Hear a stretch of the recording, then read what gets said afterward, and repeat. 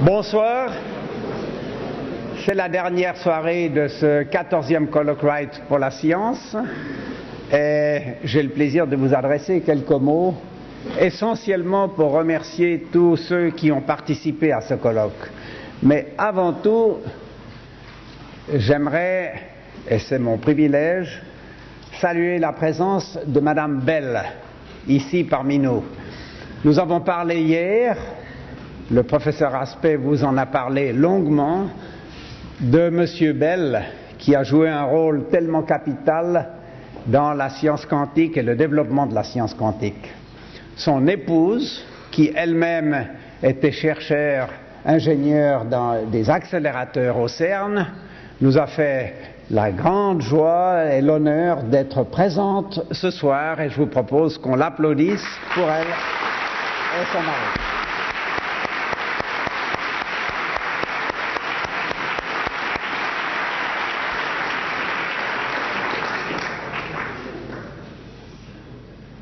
C'est le rôle du président, avant la dernière conférence, de remercier tous ceux qui ont assuré le succès de ce colloque. Alors, je ne peux pas tous les mentionner, ça donnerait un générique plus long que dans les films à la fin du film, mais il faut d'abord que je commence par remercier les orateurs. Dear speaker, you have been kind enough to spend a week. Les orateurs, vous avez été assez aimables pour passer une semaine entière avec nous et vous mettre à la disposition du public genevois pour expliquer de la façon la plus simple possible, la façon la plus compréhensible possible, les beautés, les espoirs de la révolution quantique. Donc, évidemment, nous adressons les plus vifs remerciements. Voulons vous dire votre reconnaissance. Merci de tous les efforts consentis. Grâce à vous, Colloque Wright peut inviter tous les 2 ans les scientifiques les plus remarquables du monde entier venir s'adresser au public genevois. Donc, nous vous remercions de ce cadeau. Pour sa disponibilité, son enthousiasme à nous aider et à participer à la réalisation de son colloque, et l'ensemble des équipes de l'université qui sont mobilisées pour cela. Ça va du professeur Giamarchi, que j'ai déjà remercié au début du colloque, qui est l'organisateur responsable scientifique de ce colloque et sans lequel nous ne pourrions pas mettre une pareille affaire sur pied, mais ça passe par l'ensemble du personnel et des équipes qui s'en occupent. Je voudrais citer Didier Ravoux avec toutes ses équipes, notamment Madame Sisban qui s'est donné une peine énorme pour assurer le succès de l'entreprise. Je voudrais mentionner tous les opérateurs qui font marcher la salle, qui prennent les films. À cet égard, j'aimerais vous dire que toutes les conférences sont déjà en ligne sur le site web colloque.ch de la Fondation. Je voudrais remercier les hôtesses, remercier en particulier les interprètes simultanés qui vous donnent la traduction de ces conférences dans la langue de votre choix et qui se trouvent là derrière ces fenêtres. Et puis, j'aimerais remercier très particulièrement Ascension de Lozano qui, comme je vous l'ai déjà dit, s'occupe année après année, ou colloque après colloque, de toute la logistique. Et c'est une lourde affaire. Et enfin, pour terminer, c'est vous, mesdames et messieurs du public, que j'aimerais remercier. Votre présence très nombreuse, particulièrement nombreuse, soir après soir, et encore ce soir, malgré que ce soit le début d'un week-end et que le temps s'annonçait très beau, est un encouragement et nous montre que la tâche que nous nous sommes assignée correspond à votre attente, à votre désir, et ça nous encourage énormément à recommencer dans 2 ans. Le sujet n'est pas encore arrêté, et si vous avez des suggestions d'amélioration qu'on pourrait apporter dans le déroulement des colloques, Nous sommes ouverts à cela et n'hésitez pas à nous contacter sur notre site ou bien par téléphone. Merci beaucoup et je vous souhaite une très bonne soirée.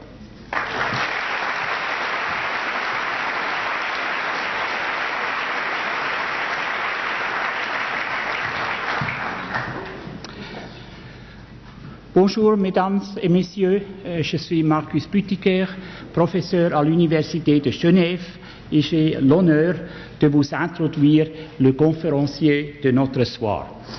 Pour que le conférencier me comprenne et peut si nécessaire me corriger, je vais donner l'introduction en anglais. C'est un honneur pour moi que de vous présenter l'orateur de ce soir, le professeur Rainer Blatt de l'Institut d'optique quantique et de l'information quantique à Innsbruck, Autriche.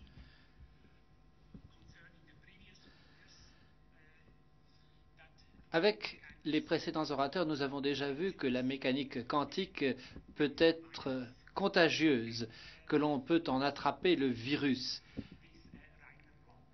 Et c'est le cas de Rainer Blatt. Ce qui l'enthousiasme, c'est d'isoler une unité telle qu'un atome. Et il n'a jamais perdu son enthousiasme face à l'observation d'un seul atome. Il met en place ces systèmes en utilisant des unités de signaux isolés tels que l'atome en mode champ ou non, et c'est précisément ce qu'il va vous expliquer ce soir. En 2004, le groupe de travail de Rainer Blatt a réussi pour la première fois une expérience démontrant la téléportation. Son groupe, en effet, est en mesure de transférer l'information quantique d'un atome de façon parfaitement contrôlée sur un autre atome. Cette expérience a fortement impressionné la communauté scientifique. Le journal Science a fait état de cette expérience et a fait une publicité à cet égard sur sa page de couverture. Ce n'est que 2 ans plus tard que les expériences ont pu passer à 3 puis à 8 groupes d'atomes. On en est donc bien avancé sur la voie de l'ordinateur quantique. Rainer Blatt a reçu un grand nombre de prix pour son travail. Je n'en citerai que 2. En 2006, il a reçu le prix Schrödinger de l'Académie autrichienne des sciences. C'est l'équivalent autrichien du prix Nobel, dirait-on. En 2008, il a reçu une Advanced Grant de la Commission européenne. Quelques mots de sa carrière. Rainer Blatt a passé son diplôme de physique à l'université de Mayence en 1979. À peine 2 ans plus tard, il avait déjà terminé sa thèse de doctorat. Et 1 an plus tard, il recevait une bourse de la DFG, la Fondation allemande des sciences, pour aller au laboratoire d'astrophysique à Boulder, au Colorado, où il a travaillé pour John Hall, qui a reçu le prix Nobel en 2005. En 1983, il est allé à la Freie Université de Berlin, puis à Hambourg, et a été à l'Université de Hambourg Heisenberg University Fellow pendant 5 ans. En 1994, il a été nommé professeur de physique à l'Université de Göttingen et l'année suivante, on lui a offert la chaire de physique expérimentale à l'Université d'Innsbruck. Depuis 2003, Rainer Blatt est directeur scientifique de l'Institut d'optique quantique à Innsbruck. Optique quantique et information quantique. Permettez-moi d'ajouter quelques mots sur cet institut.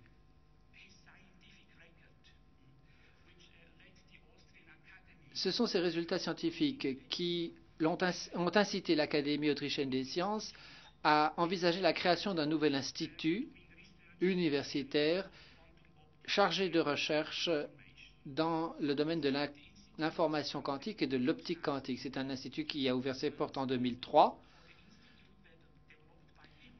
C'est lui qui en a établi les plans avec ses collaborateurs.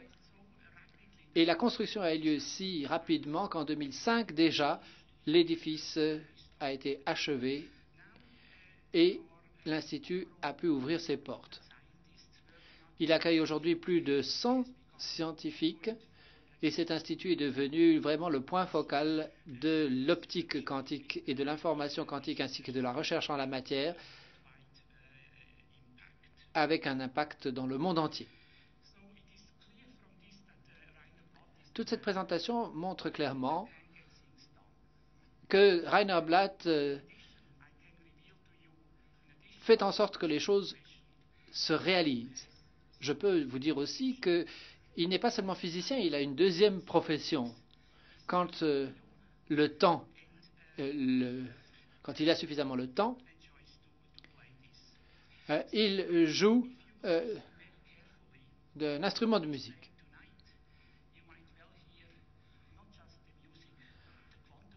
Vous entendrez donc sans doute non seulement la musique quantique des atomes, mais probablement aussi la musique de sa deuxième profession lorsqu'il va vous présenter son discours ce soir, et je lui cède sans plus attendre la parole.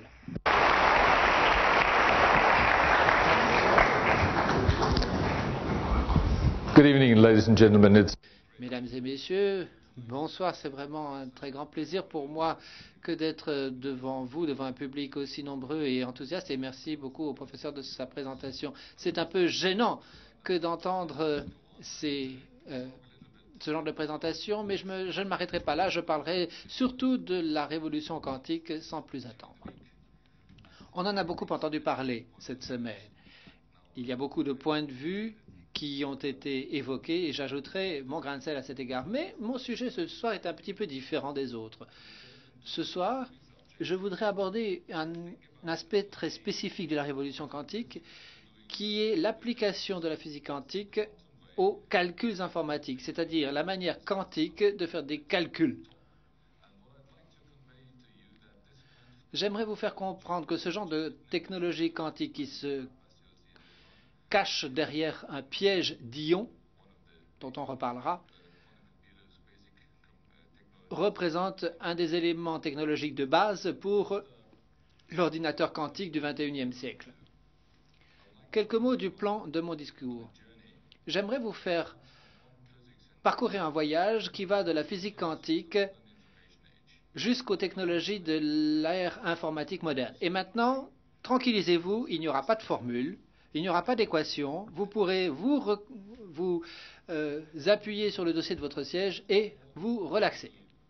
Commençons donc ce soir par examiner les progrès de la technologie informatique d'aujourd'hui, où nous en sommes et où nous voulons aller. Ensuite, évidemment, maintenant vous êtes, après avoir entendu les 4 orateurs de cette semaine, pratiquement des experts. Mais j'aimerais vous rappeler les notions de base, qu'est-ce que l'on appelle des quanta et qu'est-ce que l'on appelle la physique quantique. J'ajouterai donc mon petit grain de sel à ces définitions. Ensuite, on passera très rapidement en revue la mécanique quantique, mais sous un angle un peu différent. Puis, je poserai la question, et j'apporterai un élément de réponse, pourquoi, au fond, souhaitons-nous mettre en place un ordinateur quantique? Pourquoi est-ce nécessaire et qu'est-ce qu'il va nous aider à faire? Et enfin, nous aborderons les éléments qui constituent cette évolution, c'est-à-dire les bits quantiques, les registres quantiques dont nous aurons besoin et les opérations de portail quantique dont nous avons besoin pour mener à bien cette tâche.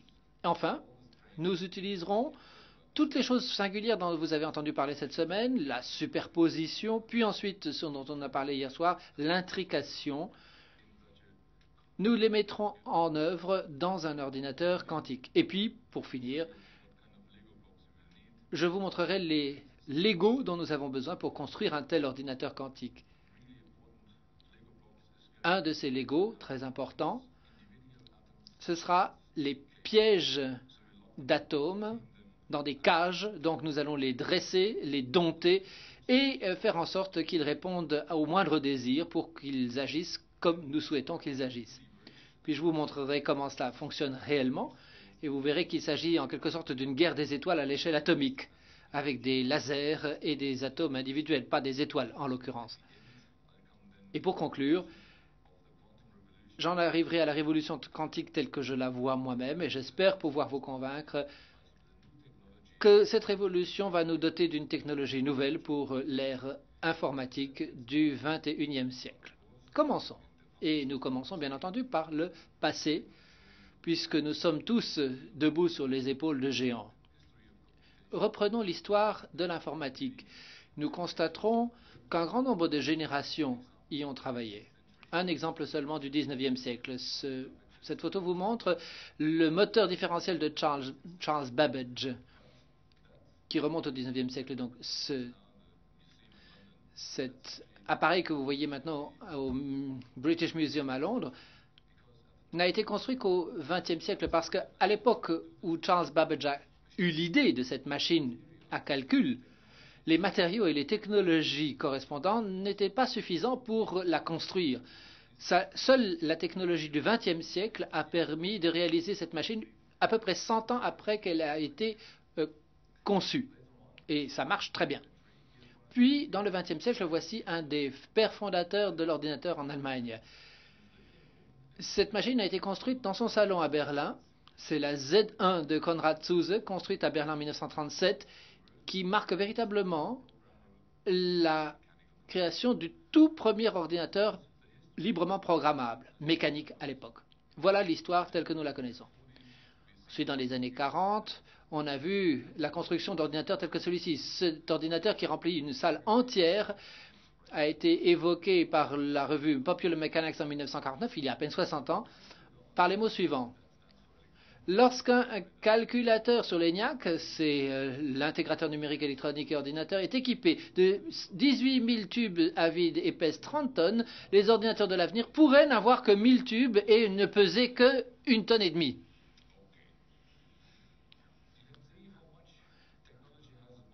Vous voyez à quel point la technologie a progressé ces 60 dernières années.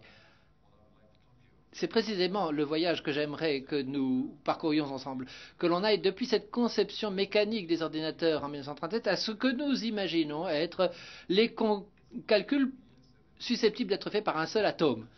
Seulement 70 années nous séparent. Et vous voyez qu'en quelques années seulement, on a pu réaliser une miniaturisation absolument incroyable avec les micropuces de Pentium telles que celle-ci. Regardez les évolutions de ces dernières années. Vous constaterez que, à commencer par l'ENIAC pour arriver jusqu'à l'ordinateur à atome unique, on trouve une loi formulée de façon empirique par Moore, un des auteurs d'ailleurs de la société qui a inventé les micropuces et le Pentium. Sa loi dit la puissance informatique double tous les 18 mois. En effet, tous les 2 ans, vous devez changer votre ordinateur pour acheter un équipement nouveau puisque votre équipement est déjà pratiquement obsolète. C'est délibéré. Moore a eu l'idée en effet que pour l'industrie des semi-conducteurs, si vous regardez le nombre de transistors par moulage qui est intégré dans les circuits, vous constaterez qu'il y a une loi représentée par cette ligne pratiquement droite avec l'ordre de grandeur d'évolution et le nombre d'années. Vous voyez qu'à peu près tous les 18 mois, c'est à peu près exact, on voit un doublement de la puissance informatique. C'est vrai pour la mémoire, pour les microprocesseurs et pour tous les autres éléments de l'industrie informatique qui suivent précisément cette feuille de route, en quelque sorte, comme on pourrait l'appeler, et qui projette la situation qui sera sans doute celle de notre industrie informatique dans 2, 3, 4 ou 5 années. En l'occurrence, on suppose toujours que des opérations faites plus rapidement aboutissent à la miniaturisation des appareils. Nous avons tous vu ces super ordinateurs du passé, l'ENIAC dont on a parlé, qui remonte à 1947, le célèbre Cray dans les années 70, début des années 80, et maintenant, en 2000, dans les années 2000, la machine Deep Blue de IBM, etc. Et il y en a bien d'autres dans le monde entier. Mais ces ordinateurs classiques ne sont rien d'autre que des machines commutative rapide, avec non pas des commutateurs mécaniques, mais électriques et électroniques et des circuits intégrés, mais essentiellement ce sont des machines qui font de la commutation. On peut représenter les choses de façon légèrement différente. Supposons que nous nous demandions maintenant quel est le nombre d'atomes dont nous avons véritablement besoin pour réaliser un octet d'informations individuelles. Eh bien, je reprends les données de Rupkes d'IBM, je les extrapole. Ces données commencent par les années 1960 ici, et la ligne représente de façon à peu près semblable comme la loi empirique de Moore l'évolution des choses. Vous voyez que cette ligne baisse et que Pentium 4 se trouve précisément sur cette ligne droite. Et si on extrapole cette ligne, on voit ici le fait que l'on passe à un atome par octet. À ce stade-là, vous voyez qu'on recoupe la ligne où l'on trouve un atome par octet.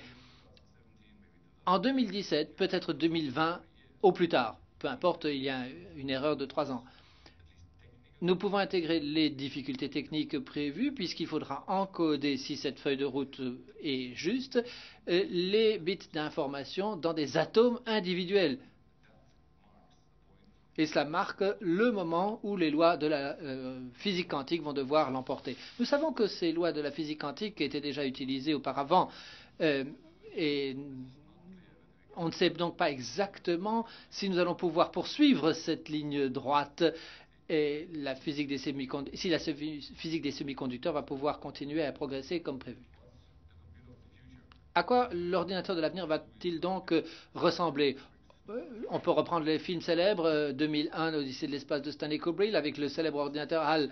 Tout le monde sait sans doute ce que signifie HAL, sinon on pourra poser la question pendant la session questions-réponses. Ça, c'est HAL dans l'espace, comme dans le film 2001. Ou bien est-ce qu'on va passer au tout petit, c'est-à-dire un ordinateur quantique qui peut fonctionner avec un seul atome, comme le présente ce dessin? Ça, c'est une question fondamentale. Et pour y répondre, nous allons contacter ou faire appel aux autorités. Voici Schrödinger, qui a apporté une réponse à cette question lorsqu'il se trouvait à l'époque en Irlande. Il a dit, en 1952, il est bon de commencer par dire que nous ne faisons pas une expérience avec des particules uniques, pas plus que nous ne pouvons faire croître ou se développer des ichthyosaures aux eaux. Nous ne faisons véritablement jamais des expériences avec un seul électron ou un atome. Dans des expériences de pensée, nous supposons parfois que nous le faisons, mais cela aboutit toujours à des conséquences ridicules. J'espère que ce que je vais vous raconter ce soir ne sera pas totalement ridicule et j'espère pouvoir vous convaincre que la technologie a avancé au point que non seulement on peut réfléchir à la manipulation d'atomes individuels, mais qu'on peut même le faire. Revenons à la physique et à la technologie. La physique, nous le savons tous, a fait progresser la technologie depuis des siècles. La mécanique quantique, nous avons déjà entendu parler des photons, etc., est certainement une des découvertes intellectuelles majeures du XXe siècle. La question que nous nous posons pour ce soir et pour décrire mon type d'activité, c'est quel est le rapport entre la physique quantique et la science de l'information et l'informatique? Est-ce qu'elles vont constituer la base de la technologie du XXIe siècle? C'est une question d'ailleurs plus générale encore, puisque la physique quantique pourrait servir effectivement de base à la technologie au XXIe siècle en général. Rappelons, la physique quantique, de quoi est-elle faite et comment fonctionne-t-elle?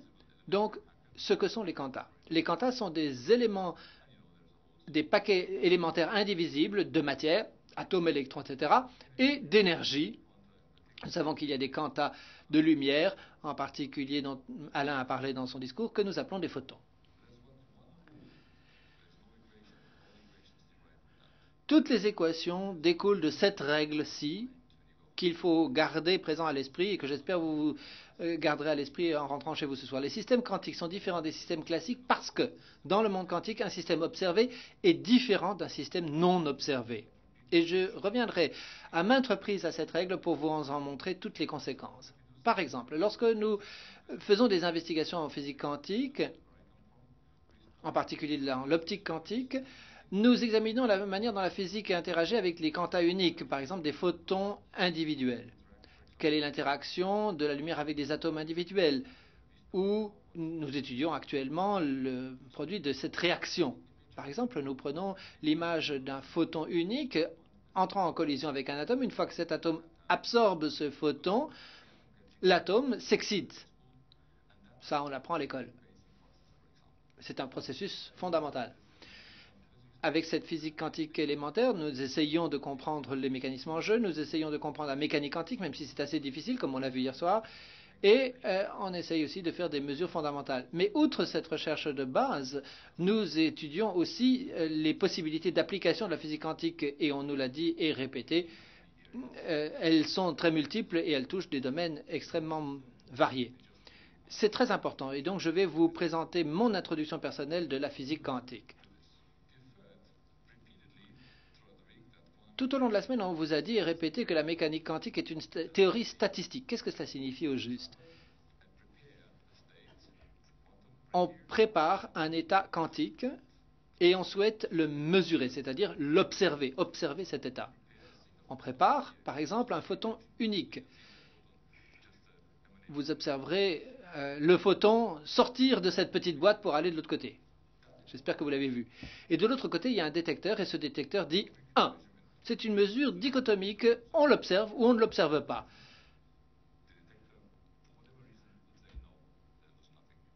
Et pour une raison ou pour une autre, le détecteur peut dire non, je n'ai rien vu. Pour faire en sorte que le résultat soit observé, il faut répéter cette observation un très très grand nombre de fois. On obtient donc des informations répétées en disant oui, il y a une réponse, non, il n'y a pas eu de réponse, et ainsi de suite. Et en fin de compte, on se demande à quelle fréquence on a vu le 1 et à quelle fréquence on a vu le 0, un petit peu comme à la loterie. Et en fin de compte, nous appelons ceci la probabilité d'observer 1 et la probabilité d'observer 0.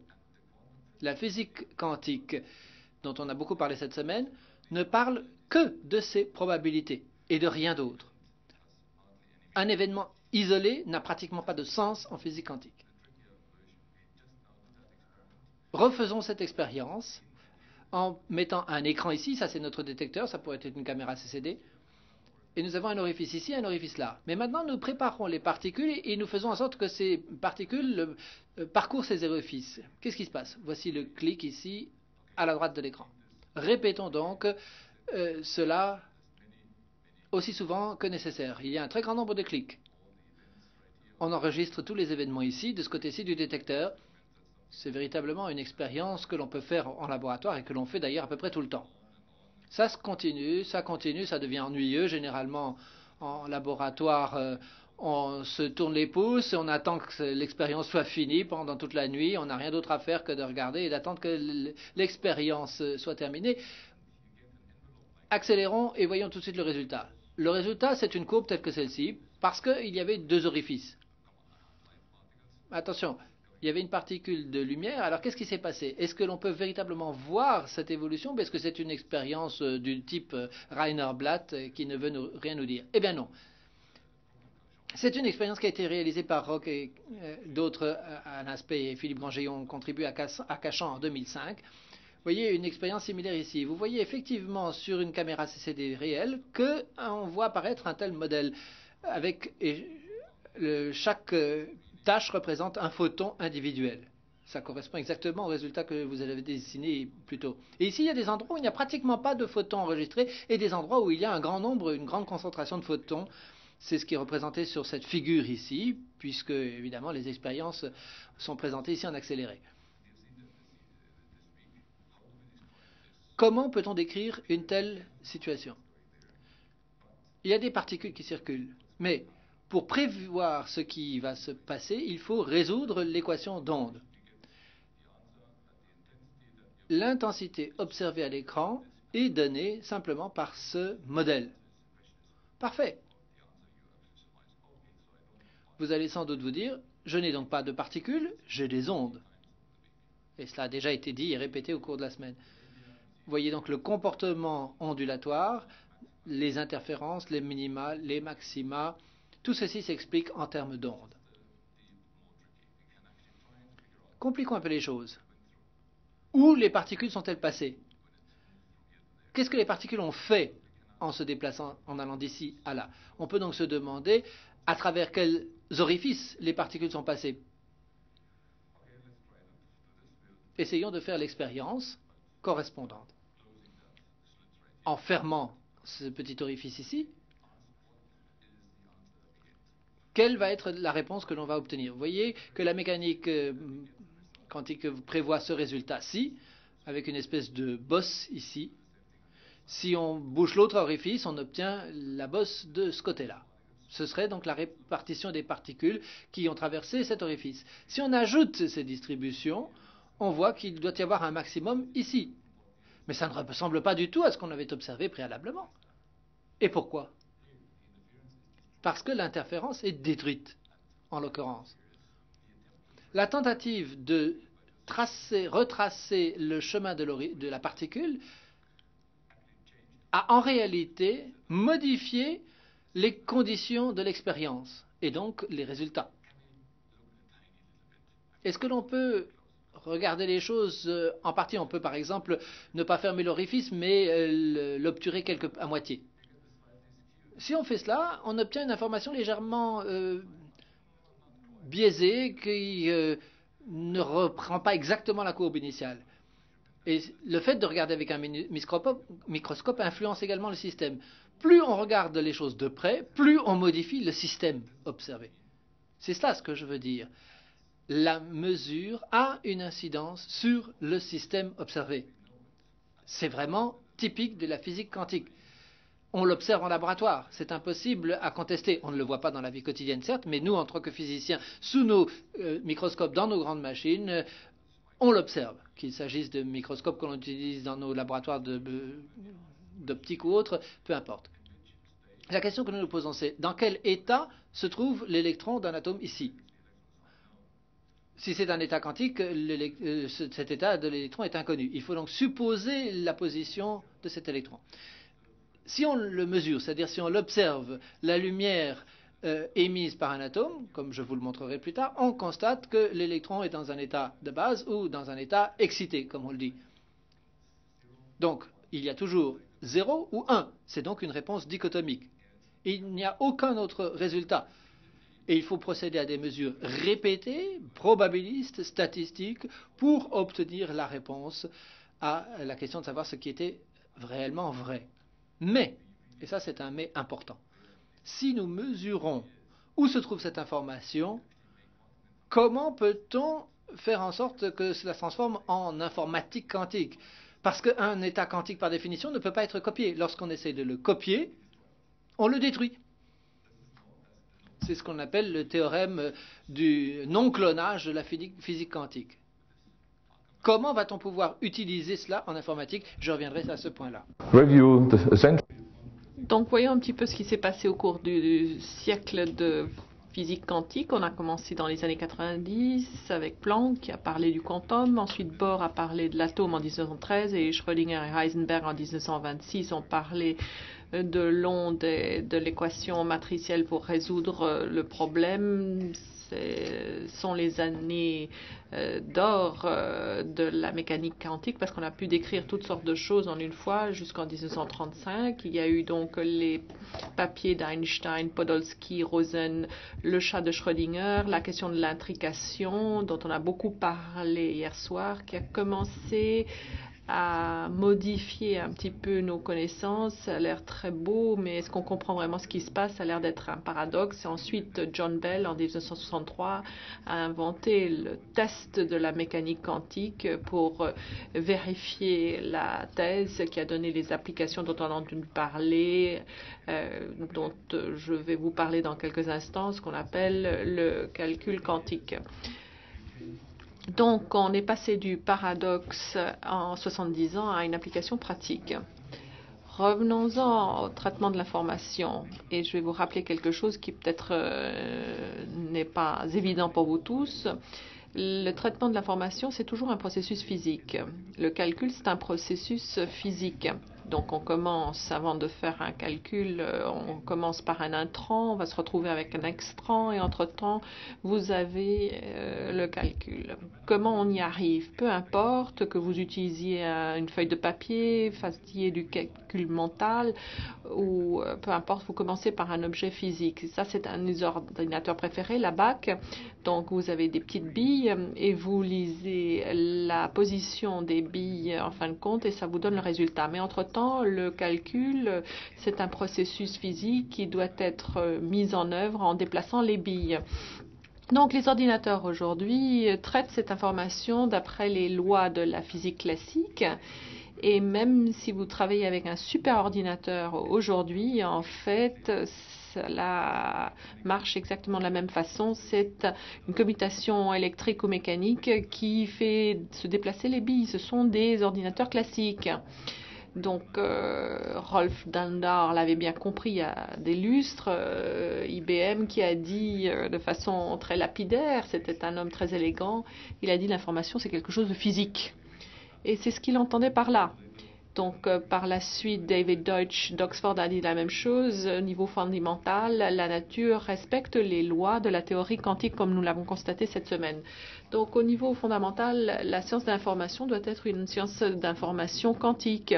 Tout de suite, nous vient à l'esprit la question suivante. Est-ce qu'on peut utiliser les ordinateurs de l'avenir? Est-ce qu'ils pourront mieux utiliser les propriétés quantiques de l'information pour faire des tâches qu'on ne peut pas imaginer aujourd'hui avec des processus de traitement de l'information à base de silicium? On verra. Et ces applications, à quoi pourraient-elles ressembler? Pourquoi est-ce qu'on a besoin vraiment d'un ordinateur quantique? Alors, on a commencé à beaucoup en parler en 1995. Peter Shor à la MIT a démontré que si on avait un ordinateur quantique, on pourrait entrer beaucoup plus de chiffres et les factoriser beaucoup plus rapidement qu'avec un ordinateur classique. Alors, pourquoi faire ce genre de choses? C'est un petit peu comme la question de toutes ces applications en physique et en mathématiques. En quoi ça nous importe? Eh bien, ça nous importe en raison de la cryptographie. C'est ce qu'on fait aujourd'hui. Quand on envoie un courriel, vous faites des commandes sur Internet. Tout cela repose sur le fait qu'on ne peut pas traiter tous ces chiffres.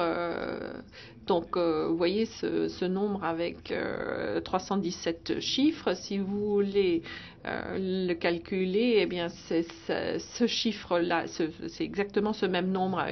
En fait, ce n'est pas si facile à voir que on arrive à ce résultat. Il a fallu beaucoup d'ordinateurs, des milliers d'ordinateurs travaillant pendant plusieurs mois pour arriver à ce résultat. Donc, c'est ainsi qu'avec une clé publique, vous allez pouvoir encoder vos données, parce que si vous avez une clé publique, votre adversaire ne va pas pouvoir décoder cela parce qu'il va devoir calculer ce nombre extraordinaire avant. Donc, voilà ce que nous utilisons aujourd'hui et vous voyez pourquoi c'est tellement important. Et donc, si on ne pouvait pas faire ce genre de choses, la cryptographie ne pourrait pas être utilisée. Alors Nicolas Gisin en sait quelque chose. La physique quantique, justement, ça vous permet justement de supprimer tous ces schémas cryptographiques traditionnels. Comme ça, on a commencé à beaucoup en parler parce que tous les départements d'État qui voulaient cacher quelque chose ont commencé à investir parce qu'ils se sont dit que ce serait une bonne idée si personne d'autre ne pouvait me lire. Donc ça, c'est une première application. La deuxième application, Lord Grover, à la société Lucent, a découvert qu'on pouvait faire une recherche dans une base de données de façon plus rapide avec un ordinateur quantique. Disons, voyons l'annuaire téléphonique, disons une ville qui a 1 million d'habitants, donc avec 1 million de noms, parce que tout le monde a un appareil téléphone. Si vous avez le nom, eh bien, vous pouvez trouver le numéro de téléphone très facilement. C'est pour cette raison qu'on fait des annuaires. Mais disons que vous avez un numéro de téléphone, vous voulez savoir à qui appartient ce téléphone et à quelle adresse il se trouve. Il va vous falloir chercher de A à Z pour trouver l'adresse. C'est patrier de cette façon. Donc ce qu'il a démontré, Lord Grover, donc avec un ordinateur quantique respectant les lois de physique quantique, à ce moment-là, on pourrait réduire le nombre de recherches à la racine carrée du nombre de noms, donc d'1 million c'est 1000, donc au lieu de chercher 500 000, vous n'avez plus besoin que de chercher 1000 noms. Donc ça, c'est un bon algorithme qui vous permet de raccourcir le processus. Et en physique, on a déjà proposé il y a très longtemps d'utiliser des machines quantiques pour faire des simulations et des calculs qui ne pouvaient pas être réalisés autrement. Je ne vais pas vous ennuyer, c'est Richard Feynman qui a proposé la même chose dans les années 80. Et moi, ce qui m'intéresse plus particulièrement et qui n'est pas considéré comme étant particulièrement important, alors que pour moi c'est très très important, c'est le fait que l'on considère la physique quantique avec un œil axé sur l'information. Alors, je ne vais pas déborder le champ du thème de ce soir, parce que nous avons appris entre-temps que quand il y a ambiguïté dans la science de l'information, par exemple, la correction d'erreurs, on peut le faire également en traitant cette information de façon quantique, et je ne pensais pas que c'était possible il y a une quinzaine d'années. Et il y a d'autres applications pour lesquelles je ne peux pas aborder ce soir pour des raisons de temps. Mais en tout cas, ça paraît très très intéressant. Alors, voilà une petite erreur technique. Ça, ce n'est pas un ordinateur quantique, vous l'aurez compris de vous-même.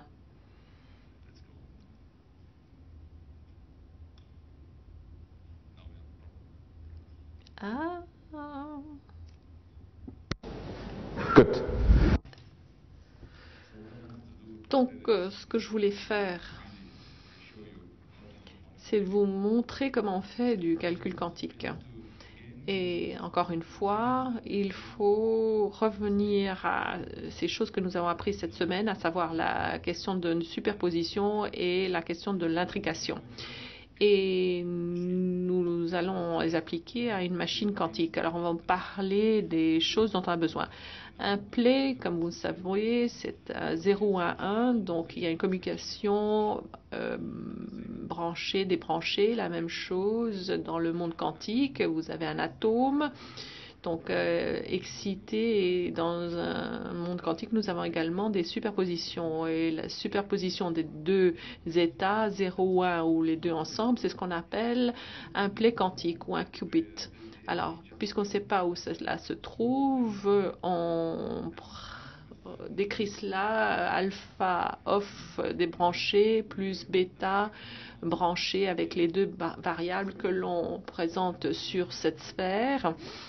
Donc, il faut envisager cette information quantique sous forme de flèche qui tend vers la surface de la sphère. On ne sait pas exactement où, mais l'indication, ce sont les deux paramètres ici qui nous la donnent. Alors, si vous avez ce genre de choses et si vous voulez mesurer quelque chose, cette mesure va déclencher une séquence, donc ce soit branché, soit débranché. Si vous le faites de façon répétée, à ce moment-là, vous allez trouver des résultats statistiques. Alors, on peut le faire cela au laboratoire. Donc, ici, nous avons un commutateur quantique. Vous effectuez ces mesures, donc on fait cela 200 fois, et avec les statistiques, on retrouve toutes ces positions sur la sphère, la flèche vers le bas, vers le haut, et vous avez tous les points entre les deux sens. Et la probabilité d'avoir branché, débranché, c'est la chiffre au carré. Donc vous avez ce genre de choses qu'on peut faire dans le laboratoire. Alors, comment envisager la superposition? Donc, le play classique 0 à 1. Ici, à l'image, vous voyez que c'est à moitié juste. Donc, quantum bit 0, 1 ou 0, 1. Donc, soit vous voyez cette jeune femme avec ses beaux cils, ou vous voyez cette personne plus âgée avec ses dents plutôt laides. Donc, cette information, elle existe dans l'image. Soit vous la regardez comme cela, ou vous la regardez comme ceci. Vous connaissez ce tableau, la Mona Lisa. Regardez la Mona Lisa et puis vous enlevez quelques pixels. Donc, si vous la regardez comme cela, elle a l'air plutôt triste. Si vous la regardez comme cela, eh bien, elle a l'air plutôt heureuse. Donc, si on applique les lois de superposition, c'est pour cette raison qu'on obtient cette sourire très étrange de la Mona Lisa. Mais je ne sais pas si c'est la raison, mais c'est toujours intéressant comme solution. Donc, on a toujours cette superposition d'un qubit et on la généralise parce qu'avec l'ordinateur, on a besoin de plusieurs qubits, on a besoin de toute une série. Donc, on prend nos clés classiques, notre quantum bit, le qubit. Un registre classique, c'est 1, 0, 1 dans ce cas. Et dans le Pentium que vous utilisez, c'est 32 clés. Et dans un registre quantique, vous devez prendre en considération le fait que tous ces nombres existent en même temps. Et ce que vous avez appris hier soir, c'est cela, l'intrication. C'est ce que Schrödinger disait de Verschränkung. Et c'est ce qu'on appelle l'intrication en français. Donc on a tous ces nombres dans le registre. Et maintenant, vous comprenez pourquoi les ordinateurs quantiques sont tellement rapides, parce que vous commencez avec la superposition de tous ces états, et après un processus, un traitement quantique avec la superposition de ces états-là. Alors pour l'instant, vous n'avez pas obtenu d'information. La véritable information, vous l'obtenez quand vous effectuez une mesure. À ce moment-là, vous trouvez soit 1, 0 ou 0, 1. Ça, c'est de l'information classique. Tant qu'il y a une superposition, c'est une information quantique. Alors, cela nous permet vraiment d'accélérer le processus. Regardez ces superpositions qui existent, définissent toutes sortes de voies de calcul, parce que nous avons un qubit, il y en a plusieurs ici. Un qubit, ça nous donne 2 voies de calcul, 2 fois 4, donc 2 la puissance n, alors 64. Vous voyez le nombre de voies de calcul qui peuvent interférer simultanément et créer un motif d'interférence. Et à ce moment-là, il faut demander où se trouve le 1 et le 0, où se trouvent les pics et où se trouvent les creux. Et avec plus de 300 qubits, si on pouvait y arriver, le nombre de voies de calcul dépasserait le nombre d'atomes qui existent dans l'univers. C'est inimaginable, c'est vraiment quelque chose de révolutionnaire si on pouvait vraiment maîtriser la technique. Et c'est la raison pour laquelle c'est tellement intéressant. Alors maintenant, il faut pousser le bouchon un peu plus loin et comprendre comment nous faisons ce genre de choses, ce calcul quantique. Rappelez-vous, l'information quantique est esquissée sous forme de flèches qui tend vers tel et tel point sur la sphère. Si vous le souhaitez le manipuler, il faut changer l'orientation de la flèche avec un angle. C'est ce qu'on appelle la rotation d'un seul qubit, parce que nous faisons tourner la flèche sur la sphère. C'est la rotation d'un play. Mais il y a une autre opération qui existe dans tous les ordinateurs, qui est légèrement plus compliquée. Dans les ordinateurs, quelquefois, vous devez prendre une décision. Si une condition existe, à ce moment-là, il faut donc que je fasse ceci. Donc, des décisions doivent être prises. Et ces décisions, si elles dépendent de 2 qubits, vous avez donc le play de contrôle, la condition, et ensuite le play cible qui doit être contrôlé. Donc, dans un ordinateur classique, c'est ce qu'on appelle l'opération de Boolean OR. Alors ici, vous voyez cela représenté de façon différente. Donc là, on a utilisé cette façon traditionnelle de le présenter, mais en fait c'est une information quantique, c'est un système d'information quantique, ça doit être traité comme cela, et comme vous le savez, l'information quantique a trait à des superpositions. Donc ici, il faut y avoir, disons pour une flèche tendant vers le bas, et une flèche tendant vers le haut, et donc il y a une commutation logique qui doit être respectée pour toutes les superpositions.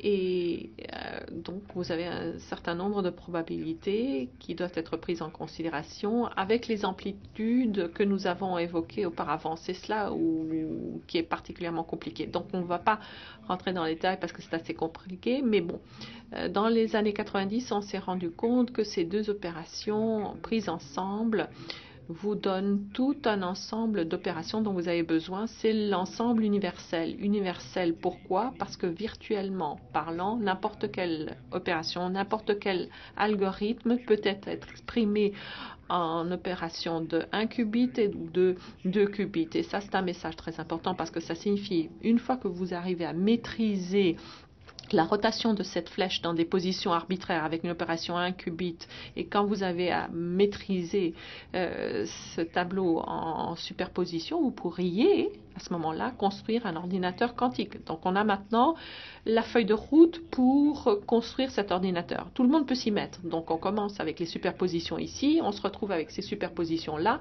et nous avons vu le traitement quantique qui peut être séquencé avec des opérations d'1 qubit et de 2 qubits qui sont déterminés par un programmeur qui explique l'algorithme selon les opérations que vous voulez effectuer. Ça, ce sont les détails un petit peu ennuyeux, mais ça peut être fait.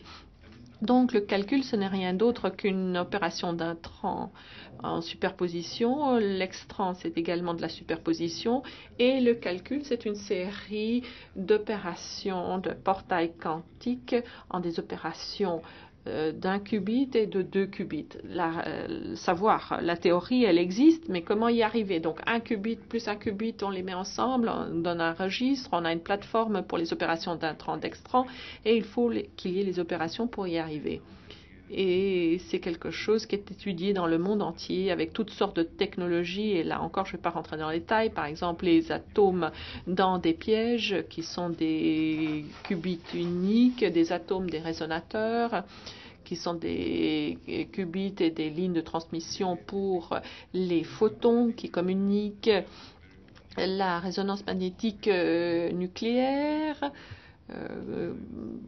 pour faire de la simulation quantique, des qubits supraconducteurs, des points quantiques pour les concepts d'état solide, les photons, les qubits optiques et des électrons sur des surfaces d'hélium. Et ça, c'est fait depuis 1995, donc il y a une vingtaine de technologies qui sont étudiées dans le monde entier pour faire ce genre de choses. Alors on ne va pas rentrer dans tous ces détails, mais ce dont il faut se souvenir, ce sont des systèmes quantiques qu'on peut contrôler, maîtriser. Vous pouvez donc pointer le doigt sur un qubit que vous pouvez manipuler. Et ce n'est pas possible avec toutes les technologies qui existent. Et je voulais revenir sur une technologie qui fait que c'est possible, les atomes dans les pièges. C'est la technologie la plus prometteuse qui satisfait tous les critères et nous allons maintenant nous y attarder. Donc, on va revenir à nos définitions. Un seul atome comme qubit, Richard Feynman en 1986 qui a dit: on va être encore plus ridicule par la suite et envisager des plaies inscrits sur un atome au lieu des 10 atomes. Ça me divertit, moi personnellement. J'espère que vous aussi, ça va vous divertir et vous intéresser. Donc j'espère que vous aussi, vous êtes intéressés et divertis. Donc je vous rappelle, on a notre atome, état 0, état 1. Voilà ce que nous allons mesurer. Voilà ce que nous voulons encoder comme information quantique. Voici la flèche qui pointe dans ce sens sur la sphère qui représente cette superposition dans notre système. Alors, est-ce qu'on peut trouver un atome individuel? Alors, grâce à Hans Dehmelt et Wolfgang Paul, qui se sont vus décerner les prix Nobel de physique pour le piégeage de particules individuelles. Il a piégé les atomes. Wolfgang a inventé le piège et on a inventé le refroidissement laser, comme nous l'a expliqué Wolfgang Ketterle, là aussi prix Nobel en 1997. Et aujourd'hui, nous pouvons localiser un seul atome, dont vous voyez l'atome ici, suite à une expérience à Innsbruck dans un piège de ce genre. Je vais vous montrer comment ça marche. Donc, vous voyez un seul atome dans un espace libre. Pour moi, cela reste l'une des choses les plus extraordinaires qui existent. Donc, on peut, suite à cette expérience, voir cet atome à l'œil nu. Et si vous nous rendez visite à Innsbruck, je pourrais vous le montrer. C'est vraiment extraordinaire. Vraiment, chaque fois que je vois ce genre de choses, j'ai envie de sauter de joie. Un seul atome en train d'irradier de la lumière, des photons individuels qui sont en train de me tirer dessus. C'est extraordinaire grâce à ces deux scientifiques. Et aujourd'hui, l'horloge atomique la plus précise repose sur cet ion piégé, un seul. Ça a été une expérience réalisée en 2006 et les choses s'améliorent de jour en jour. Alors, comment piéger ce genre d'atome? Alors, ce que nous faisons, nous piquons un électron à l'atome et nous le chargeons. Cet atome a une charge positive ici. Et ça, c'est suite aux travaux de Wolfgang Paul. On le soumet à un potentiel, donc dans une direction, dans ce sens, et qui tombe aussi dans ce sens. Donc, on applique un voltage négatif sur cet ion positif. Donc, alors vous allez me dire, ça ne va jamais être stable. Ensuite, on le fait tourner. Je vais vous montrer ce qui se passe lorsqu'on le fait tourner. Donc, on le fait avec une balle de tennis de table. Vous voyez la surface, la gravité la maintient là, donc elle va tomber tout de suite si vous arrêtez la faire tourner. Donc la balle est toujours en train d'essayer de grimper une petite bosse. Et c'est ce qu'on arrive à faire avec ces champs électriques. On change les fréquences des champs électriques et on change les polarités. On la maintient en place, cette petite balle de tennis de table.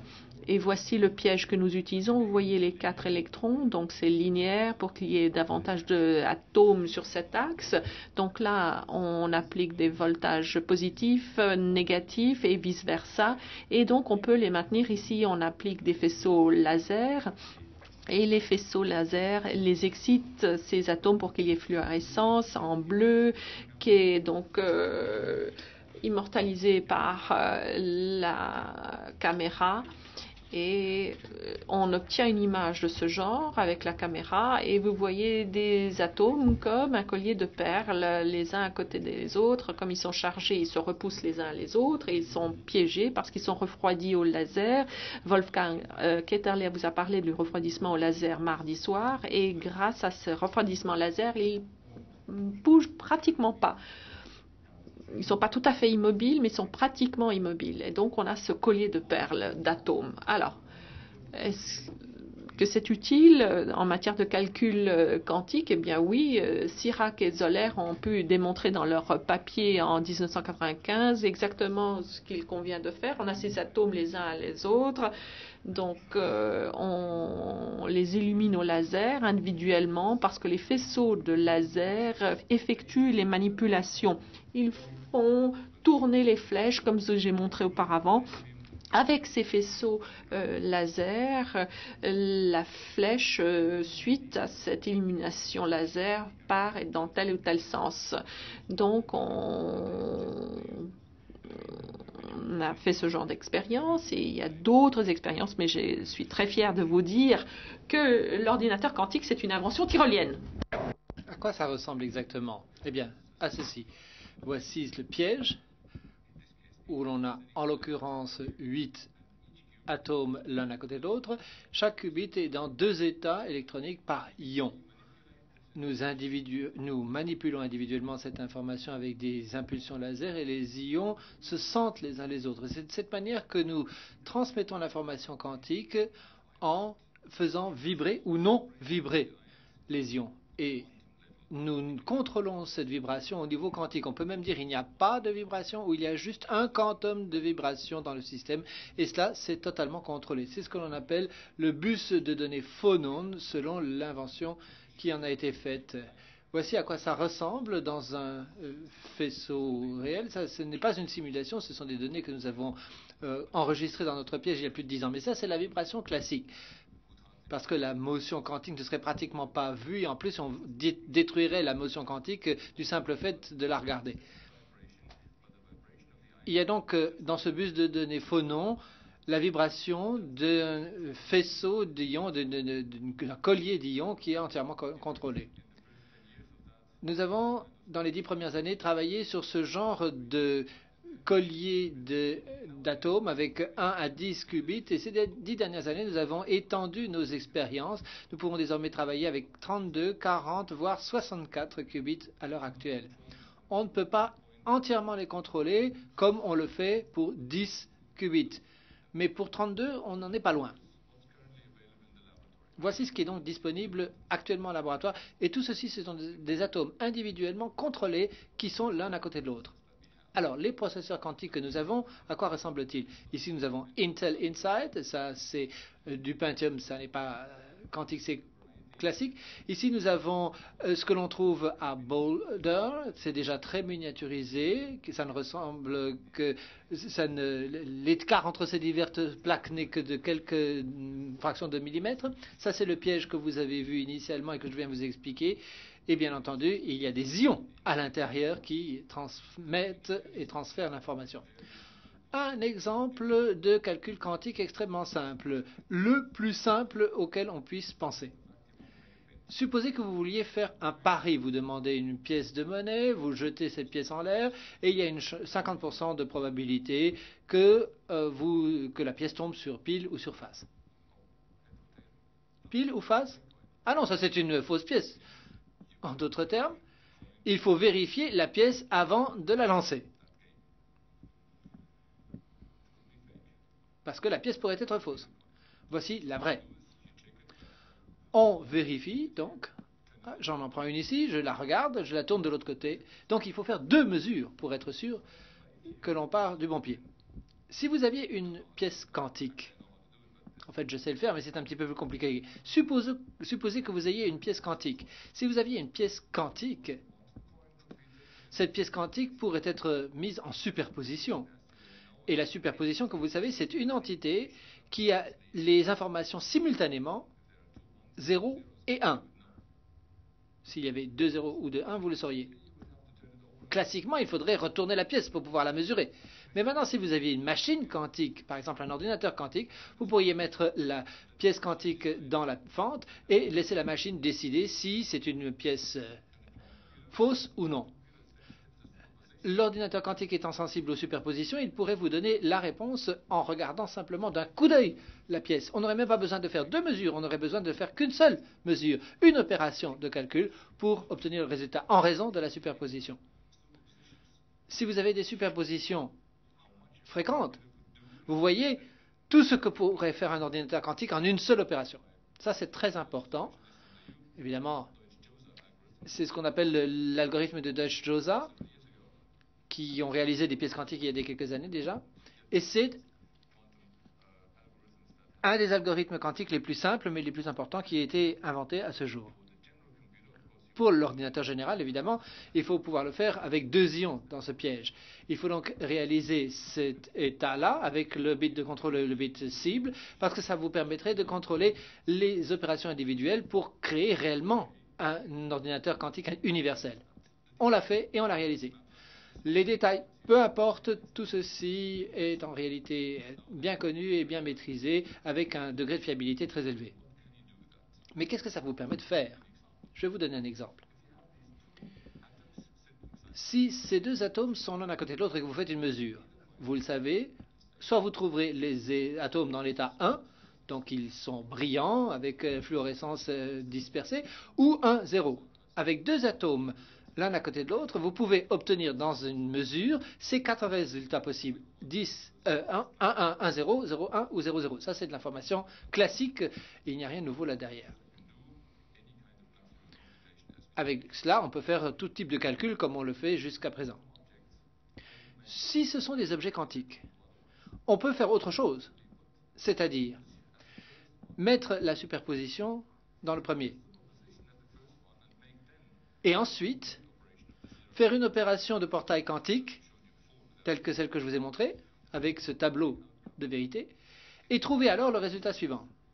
Si on procède à la mesure ultérieurement, on découvre soit que les deux ions sont brillants, soit qu'ils sont sombres, mais jamais les résultats intermédiaires. C'est bizarre quand même, non? Et qu'est-ce que cela veut dire? Ça signifie ceci. Si je fais l'opération quantique avant de faire la mesure, je pourrais séparer ces atomes, mettre un de ces atomes dans ma poche, comme Wolfgang l'a dit hier. On pourrait même aller sur la Lune, en fusée, et ensuite faire une mesure ici, et immédiatement savoir quel est le type d'information que j'avais de l'autre côté. Ça pourrait être des corrélations classiques, si je les avais définies ainsi. Mais puisque nous avons une machine quantique, ce que nous avons fait, c'est prendre une superposition et la réaliser sur une distance plus grande que celle qui sépare la Terre de la Lune. Seule la mesure révèle le résultat. On ne pourrait pas dire à l'avance quel est ce résultat. Le système n'est pas défini avant que l'on ait procédé à la mesure, puisque seule la mesure permet de découvrir le résultat du système. De la sorte, on peut véritablement réaliser l'intrication comme une superposition sur de grandes distances. Les qubits sont intriqués par les opérations quantiques qui sont nécessaires pour réaliser les ordinateurs quantiques dont je parle. C'est cela le cœur de l'ordinateur quantique.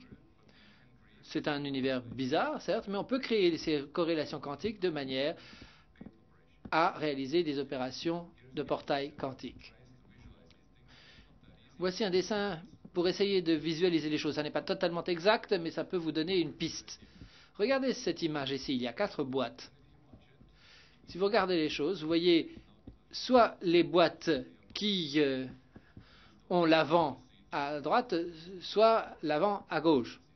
Et personne ne voit le mélange entre les deux. Il n'y a personne dans la salle, n'est-ce pas, qui voit un mélange entre les deux? Merci beaucoup. Je n'ai vu jamais personne imaginer que les 4 boîtes puissent être interprétées différemment. On ne peut pas voir les corrélations quantiques qui se trouvent là derrière, ça c'est autre chose, mais ça, ce sont les superpositions sur les distances que nous avons. C'est le cœur même de l'intrication. L'intrication, c'est autre chose, évidemment, que l'on voit dans la vie de tous les jours. Mais la définition en est pratiquement la même. L'intrication, c'est l'état de quelque chose qui est inextricablement lié et qui ne peut pas être dissocié sans déchirer l'objet lui-même. Il faut donc faire une opération de destruction pour pouvoir procéder à la mesure. Tant que l'on ne mesure rien, les choses restent dans cet état d'intrication. L'intrication est au cœur de l'ordinateur quantique.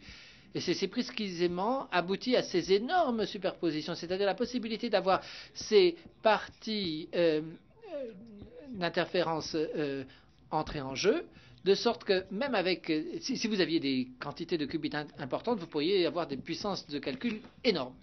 La téléportation, précisément, repose sur l'intrication. Regardez la téléportation telle qu'on la connaît dans Star Trek, on est dit « beam us up, Scotty hein. », téléportez-nous, c'est pas comme ça que ça se passe.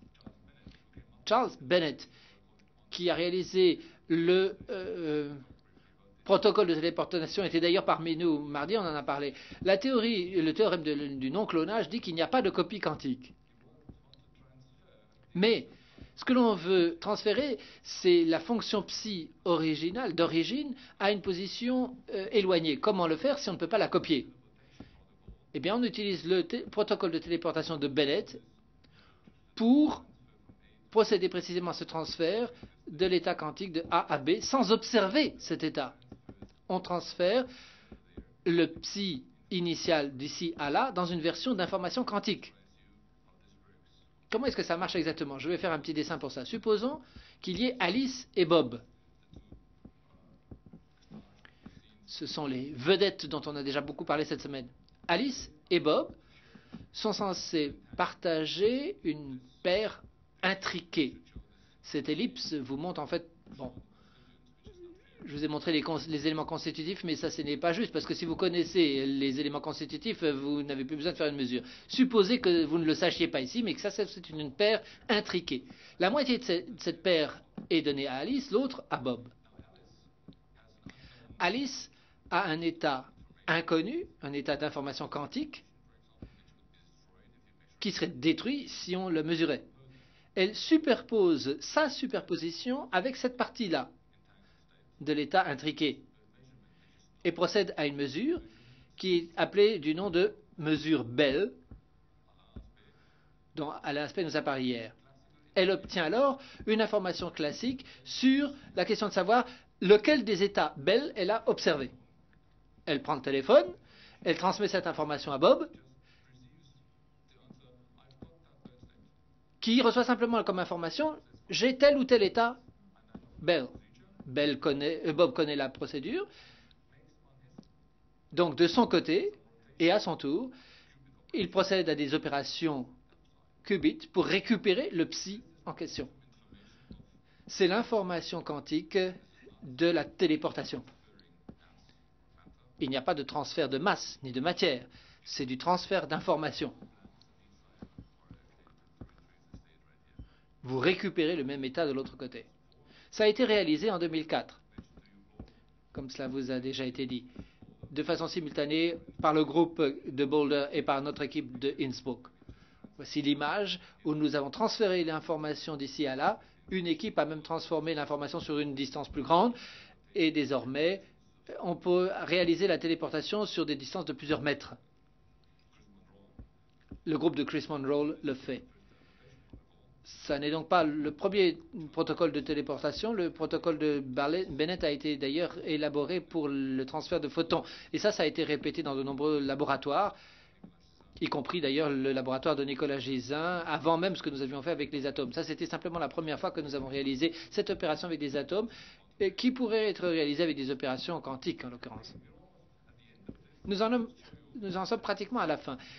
Cette image, cette photo vous montre que cela se passe dans la vie réelle, dans un laboratoire. Ce n'est pas quelque chose d'inimaginable ou d'infaisable. Nous touchons tout cela du doigt dans nos laboratoires. Si vous voulez suivre nos expériences, venez nous trouver dans notre laboratoire. Nous allons vous montrer comment ça marche. Il n'y a rien de mystérieux ni d'exotique là derrière. Voici notre laboratoire, une photo de notre laboratoire avec la caméra CCD où on voit les atomes, les ions, deux de mes étudiants qui viennent de faire circuler un programme informatique comme on le ferait pour n'importe quel autre programme.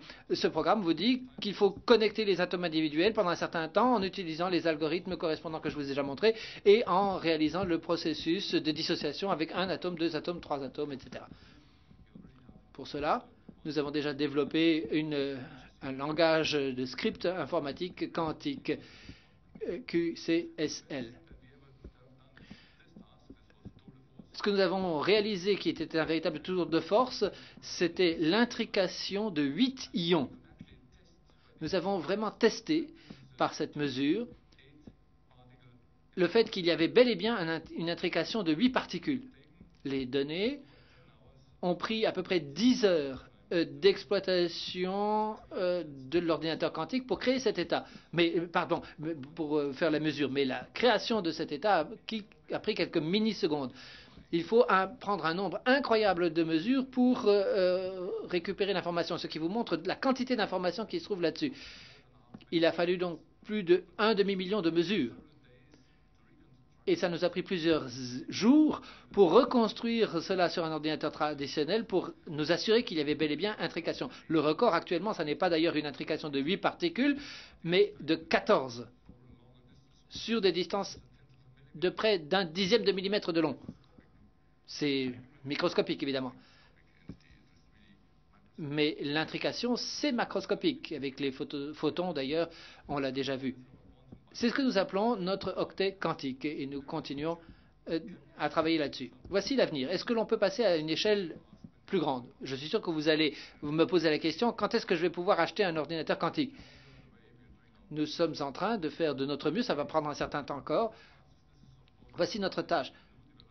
Les nouveaux développements venant du groupe de Boulder, Vineland, les pièges planaires, les pièges de pôle miniaturisés, mais il y a des sociétés qui peuvent réaliser ce genre de micropuces planaires. Lucent et d'autres le font. Ça a été fait par Sandia, à Mexico. Ça ressemble de plus en plus à des micropuces et des microprocesseurs. Voici David Leibfried et David Vineland du groupe de Boulder qui et réfléchissent à la manière de réaliser cet ordinateur. Nous transférons désormais l'information non pas en utilisant des lasers et un grand nombre d'atomes simultanément, parce que ça c'est difficile à faire, mais en déplaçant l'information qui est disponible ici, dans une telle région, en déplaçant les ions, au lieu de déplacer les électrons comme dans un ordinateur traditionnel, on déplace les ions qui transportent l'information. Et ensuite, il y a des faisceaux de laser qui tirent ici et là et qui réalisent les opérations. Ça ressemble donc bel et bien à la guerre des étoiles. Voici un film qui a été réalisé par Isaac Chuang au MIT qui montre de quelle manière on peut déplacer les ions dans ces pièges.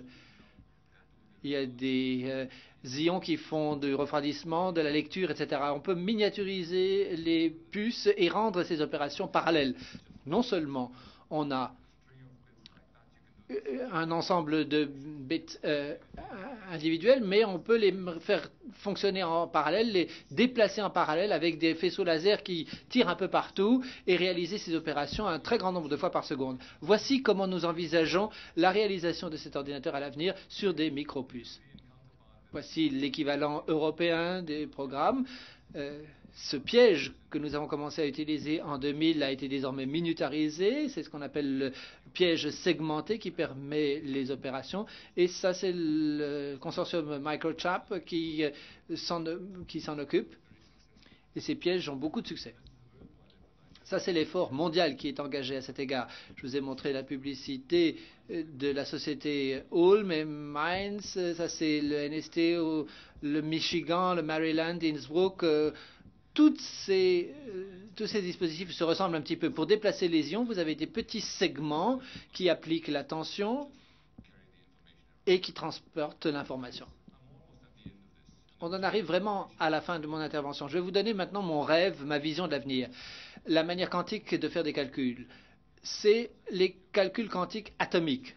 C'est difficile à dire, donc j'agrandis. Un ordinateur quantique ne fonctionnerait ne s'appuierait pas sur des lois physiques. Il utiliserait la mécanique quantique et permettrait de réaliser la téléportation d'univers alternatifs et donc réaliser les idées les plus farfelues de l'être humain.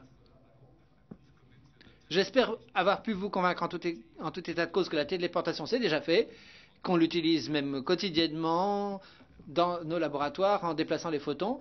Ça, c'est beaucoup plus difficile. Les univers parallèles, ça c'est quelque chose dont on a déjà parlé ces derniers jours et ça prendra beaucoup plus de temps avant de voir le jour. Voilà, j'en ai presque fini. Je résume en vous rappelant à nouveau le rêve que nous avons tous, qui est de réaliser un ordinateur quantique pour des applications mathématiques, physiques et certaines applications techniques, mais aussi pour la recherche fondamentale. Beaucoup de choses vous ont déjà été montrées, il y en a d'autres qui vont voir le jour bientôt.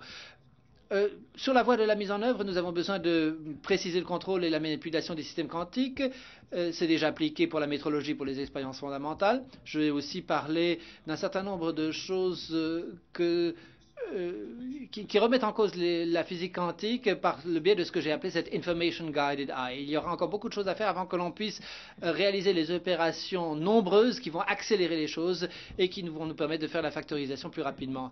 En ce qui concerne l'état actuel des choses, nous avons réalisé des ordinateurs avec des bits quantiques 6 et 8 bits quantiques. Nous avons démontré des programmes simples, réalisé les premières architectures d'ordinateurs quantiques au MIT et dans nos laboratoires, et nous avons intriqué 40 atomes, sont en train d'accélérer ou d'augmenter le nombre d'atomes intriqués. Vous voyez le genre de machine que nous utilisons et que nous miniaturisons de plus en plus. La manière quantique de faire des calculs, je le souligne une nouvelle fois, repose sur la création, la manipulation et la manutention de l'intrication et de la superposition. C'est cela le message de tout mon exposé de ce soir. L'intrication et la superposition sont les opérations qui sont au cœur de la physique quantique.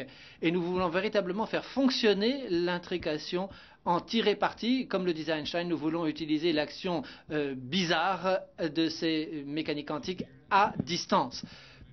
Voilà, j'ai fini. Voici l'ordinateur quantique tel qu'il ressemble à notre réalisation à Innsbruck. Et évidemment, je le répète, ça a été fait au Tyrol avec toute une équipe. Et maintenant, merci de votre attention.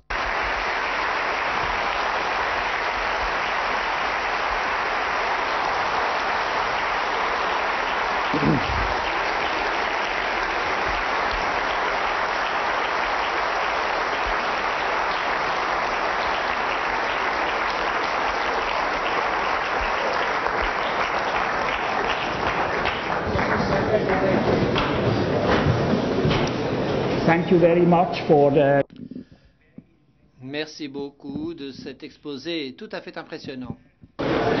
vous rappelez qu'on peut demander des questions. Il y a des formulaires qui ont été distribués et donc dans 5 minutes nous venons et nous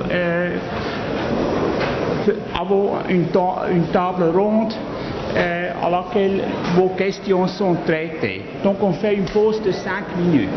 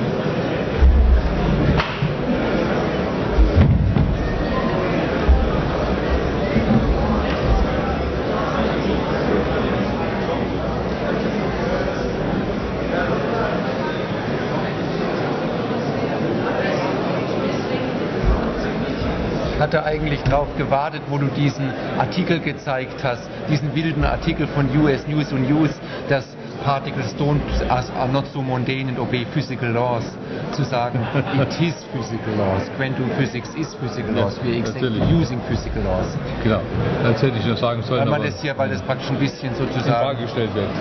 Und vielleicht kommt es in der Frage raus. Es war mir eigentlich auf der Zunge gelegen, hier zu sagen, alles was wir machen ist physical laws, ja. Benutzt physical laws, wie sie eben im 20. Jahrhundert entwickelt wurden, ja. Ja, ab und zu betone ich das schon. Es ist so selbstevident. Ganz schön hervorragend. Danke. Okay. Ich hoffe, es kam für die Leute an. Ja. Das ist die Hauptsache.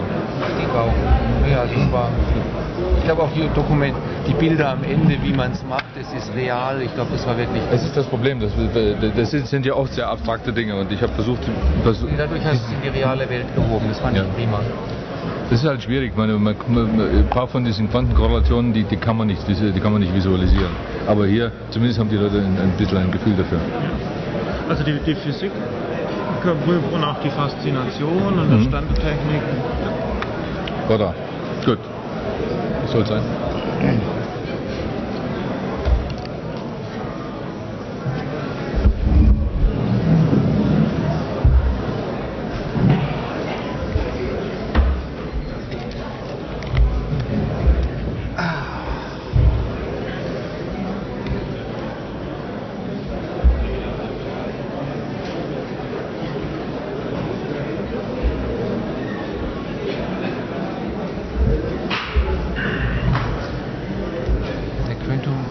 Work without violating class inequality? I don't think so. But it's just a guess. But my first reaction is if it could, probably you could emulate everything with a classical computer. But maybe Nicola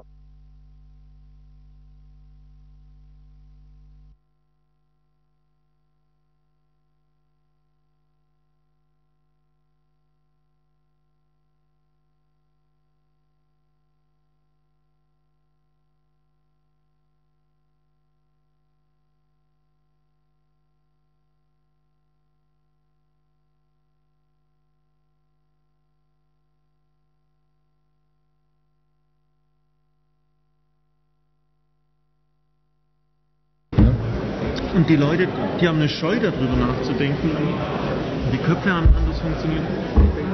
Und die nächste Generation, die wirklich Fußball spielt und Tischtennis, die geht ganz anders drauf. Die hat ganz andere Ideen. Ich glaube, das ist mit die größte Sache am Arbeiten mit Eisen und Ton. Man traut sich plötzlich ganz andere Sachen zu fragen und kriegt eine andere Intuition. Das ist auch ganz andere Sachen zu sagen. Das wissen die Leute mittlerweile. Das sind Werkzeuge, das sie gefragt sind, auch so wie wir mit Telefon, Radio und Fernseher.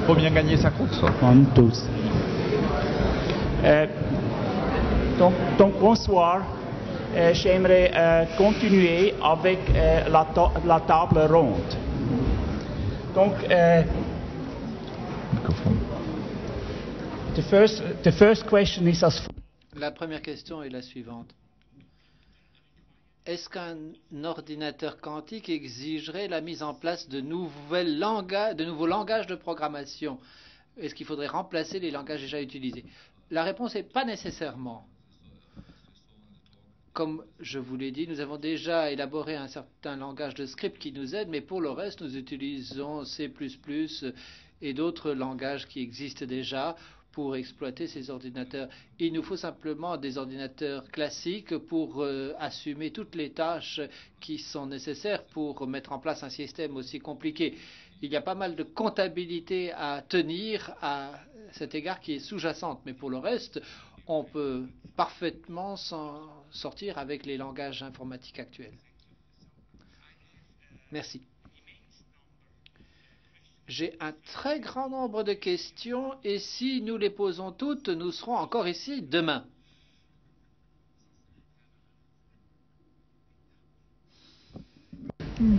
Now, one question here. Alors, il y a une question ici qui dit ceci.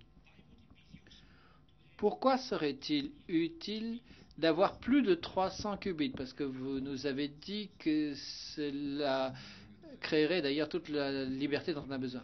Excellente question, parce que les 300 qubits vous donnent le nombre d'opérations possibles dont nous avons besoin dans notre espace de Hilbert dont on a déjà parlé. C'est un espace extrêmement gigantesque. Et nous ne savons pas, je ne sais pas pourquoi cet espace est si grand. Parce que la nature ne l'utilise que dans une très faible mesure. Si vous voulez factoriser un nombre de 300 chiffres, comme je vous ai montré, et si on faisait cela selon l'algorithme de choses, pour les corrections d'erreurs et la comptabilité dont on a besoin, vous auriez besoin de plus de 10 000 qubits. 300, ça ne suffirait pas. Mais là encore, je ne peux pas vous dire pourquoi il nous en faut autant, parce que nous avons déjà des voies de calcul très importantes. Nous ne savons pas pourquoi l'espace à l'intérieur duquel nous fonctionnons est si énorme, mais que l'on n'en utilise qu'une toute petite partie.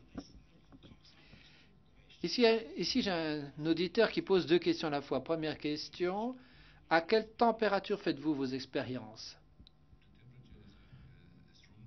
La température ambiante pour l'ensemble de l'appareillage. Mais nous faisons comme Wolfgang Ketterle vous l'a dit mardi, nous refroidissons avec des lasers l'ensemble de nos ions.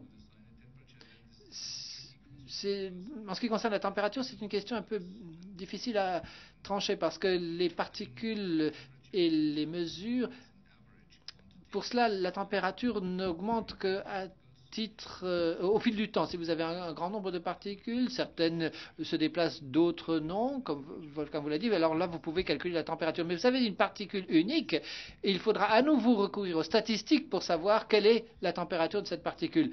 Si vous attribuiez une température, dans notre cas, ce serait aux alentours d'un demi-millikelvin. C'est assez chaud par rapport aux températures utilisées par Ketterle. Mais dans chacune de dans nos expériences, la valeur de la température au départ n'est pas tout à fait appropriée. Donc c'est très difficile de déterminer la température, d'apporter une réponse précise à cette question. L'ordinateur ou les calculs quantiques me rappellent la logique floue. Est-ce qu'il y a une analogie?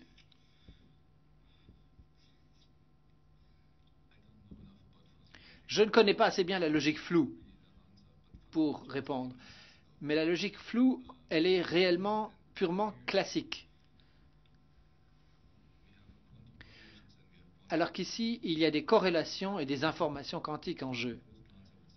À première vue, ma réponse serait donc non, mais je ne suis pas sûr à 100%, peut-être d'autres pourraient-ils mieux répondre que moi. Il y a plusieurs systèmes informatiques où les processus en parallèle jouent un rôle. C'est aussi le cas pour la logique floue. Et c'est le cas aussi pour les calculs quantiques. Mais la grande différence, c'est que tous ces programmes, sauf pour les programmes quantiques, travaillent avec des bits, alors que ce sont des qubits dans la physique quantique. Et ça, enfin dans l'informatique quantique. Et ça, c'est une grande différence. Voici une question de nature générale. Est-ce qu'un photon peut transporter un qubit? Et si oui, quel est le type de dispositif ou d'appareil qui fonctionne avec les photons? Alain.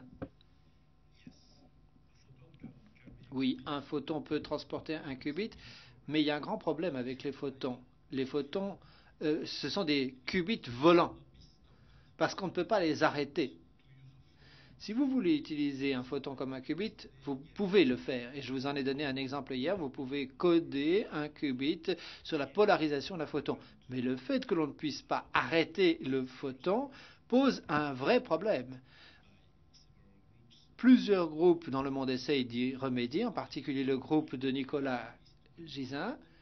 L'idée étant de coder les informations que l'on a sur un photon sur un cristal. On a donc le cristal ici, et on y a encodé l'information du photon. Le jeu. Et donc, vous avez votre qubit qui est codé dans le cristal, et l'opération a du succès si, à un moment que vous choisissez vous-même, vous pouvez décider de refaire émettre le même photon, avec la même information codée que celle qui avait été codée initialement dessus, à partir de votre cristal. Donc, oui, les photons font partie des qubits qui sont utilisés pour l'information quantique, avec cette complication supplémentaire, mais qui présente aussi certains avantages. Tout inconvénient a un avantage. Ça va ? Comme dit Nicolas, pour la communication quantique, c'est un avantage d'avoir un bit volant, un flying qubit. Merci Alain. Une autre question, another question is... Merci Alain. Est-ce que vous pensez qu'un jour on recourra à la téléportation pour les objets aussi? Et que donc tous les moyens de transport actuels seront obsolètes et on n'aura plus de problème de pollution. La téléportation voudrait signifier littéralement, dans un sens quantique, mais je peux l'expliquer de façon classique, que votre corps est démantelé et toutes les informations portant sur toutes les molécules, vos atomes dans la peau, dans le cerveau, toutes ces informations sont envoyées dans un autre endroit, et sans oublier la moustache, comme l'a dit Alain.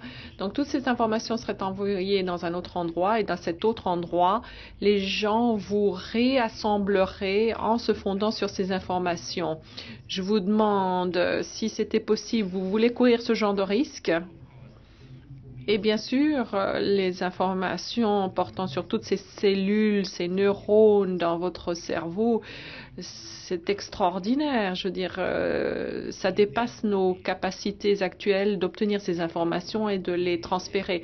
La téléportation s'applique à des particules uniques qui sont soit en état de spin-up ou de spin-down ou en superposition. Et cette information, on l'obtient, on l'extrait et on la transmet de Alice à Bob, comme on l'a expliqué. Et cette information peut être utilisée pour récréer, réassembler l'état quantique. Merci. Question suivante. Le cerveau utilise-t-il les calculs quantiques? Pour autant qu'on le sache, non. Roger Penrose et quelques-uns d'autres ont dit que c'était possible, mais en l'état de nos connaissances, on ne le pense pas parce que le cerveau et les cellules vivantes se trouvent à des températures auxquelles les superpositions ne survivent pas très longtemps, mais on ne peut pas l'exclure. Mais dans l'état de nos connaissances actuelles, ce n'est pas le cas, mais on ne sait jamais. Je crois qu'il convient de ne pas trancher. Il y a peut-être des états de protection et il y a des gens très sérieux qui l'envisagent. Effectivement, il y a des gens très sérieux qui l'envisagent, mais en l'état de mes connaissances actuelles, je ne le pense pas. Merci. Une autre question. Même si on essaye de créer un vide, il y a toujours quelques atomes résiduels. Est-ce qu'ils n'interfèrent pas avec votre chaîne d'ions? Oui, parce qu'ils rentrent dans cette chaîne d'ions. Ils sont en collision, mais nous avons fait en sorte que cette collision ou cette interférence ne produit qu'une fois par heure. Et donc, ça ne perturbe pas trop. Mais elle se produit, cette collision.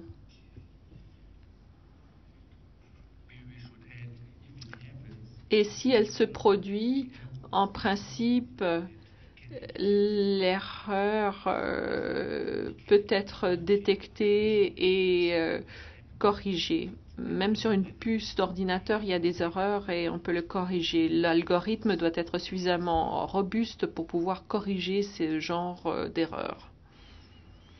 Autre question.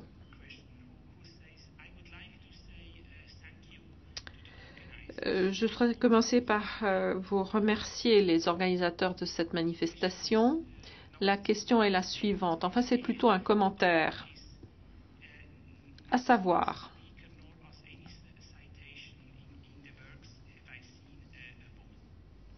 j'ai jamais entendu parler de femmes s'intéressant à la physique quantique parce que vous n'avez cité ni femmes ni parlé de collègues femmes, mais il y en a. Désolée, je ne suis pas responsable, puisque je ne fais pas partie du comité d'organisation, je ne suis pas responsable du choix des orateurs. Mais peut-être pourriez-vous nous donner le nom de collègues femmes qui ont fait des choses extraordinaires dans le domaine de la physique quantique? Et justement, nous sommes très heureux de pouvoir souhaiter la bienvenue à Madame Bell. Malheureusement, le nombre de femmes dans la physique quantique ne dépasse pas les 20%. Donc, si vous nous comptez, nous quatre, plus Madame Bell, voyez, on y est à 20%. Cela montre bien la mauvaise condition qui est faite aux femmes dans le monde de la physique. Si on était à parité dans le monde physique, on aurait 50% de réalisations qui seraient le fait de femmes. Donc on peut regretter cet état de choses, mais ce n'est pas un problème de physique quantique.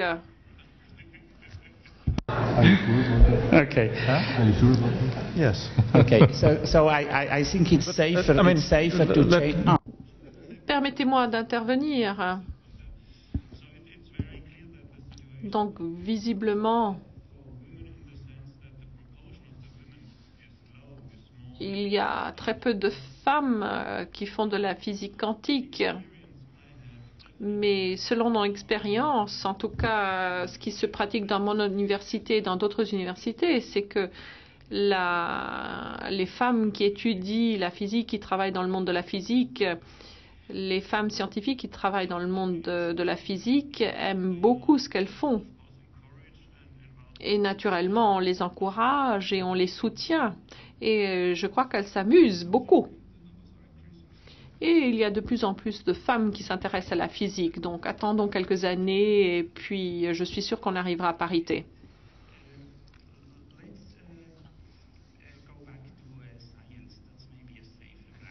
Donc on va en revenir à la science. Je crois que ce sera plus sûr.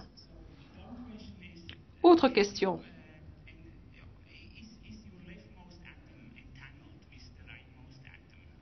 Est-ce que l'atome de gauche est intriqué avec l'atome droite? Oui.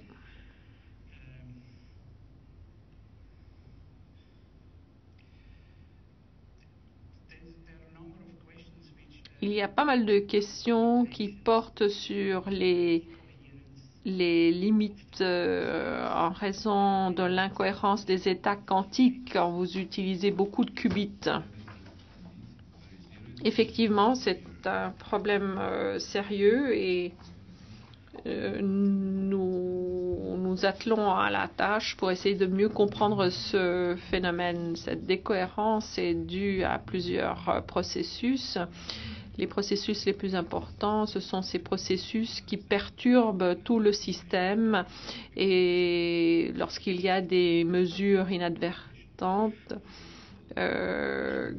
parce que cela affecte l'état. Quand il y a une collision, à ce moment-là, votre information quantique devient inutile. Donc, évitez les collisions. Il faut un système de vide. Ensuite, l'état, le qubit, l'état peut se détériorer en émettant un photon fluorescent et nous avons pu régler le problème avec ce sous-espace de décohérence libre. Donc nous pouvons avoir des intrications qui durent 30 secondes.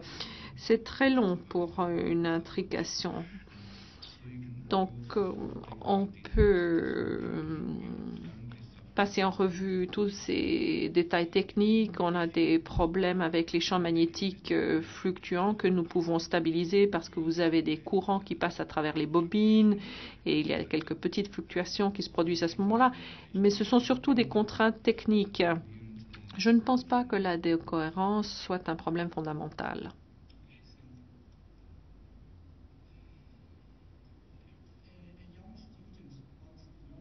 Un jeune étudiant souhaiterait savoir quels sont les articles ou les livres que vous pourriez recommander à quelqu'un qui souhaite réaliser un ordinateur quantique.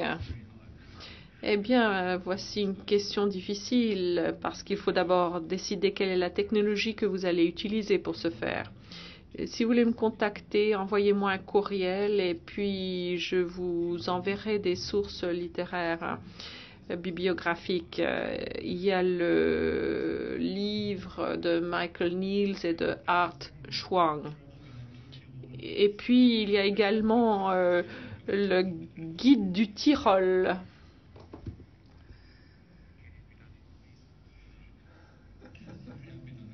Oui, on peut réaliser cet ordinateur dans un garage ou dans une cave pour autant qu'elle soit propre et climatisée. Autre question. Puisque le calcul quantique repose sur des probabilités, quelle est la fiabilité du résultat? Alors, je vais reformuler la question parce que c'est quelque chose de très important que vous évoquez ici. Nous obtenons des résultats avec une certaine probabilité. Est-ce qu'elle suffit, cette probabilité, pour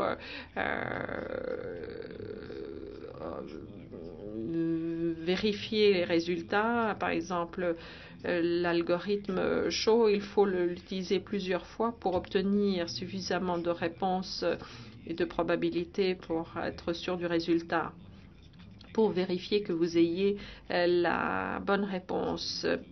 La multiplication, c'est quelque chose de très rapide, donc il faut le faire plusieurs fois pour obtenir des réponses probabilistiques.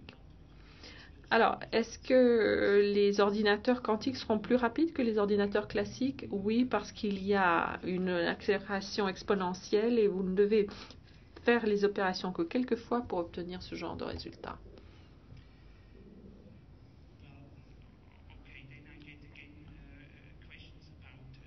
Encore d'autres questions sur le calcul quantique et le cerveau.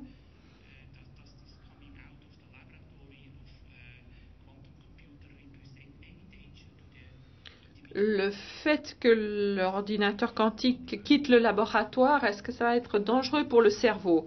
Non, non, moi je suis toujours sain d'esprit. Enfin, peut-être vous ne serez pas d'accord avec moi, mais je me considère toujours sain d'esprit. Le seul risque, c'est de contaminer tous ceux qui n'ont pas encore attrapé le virus quantique.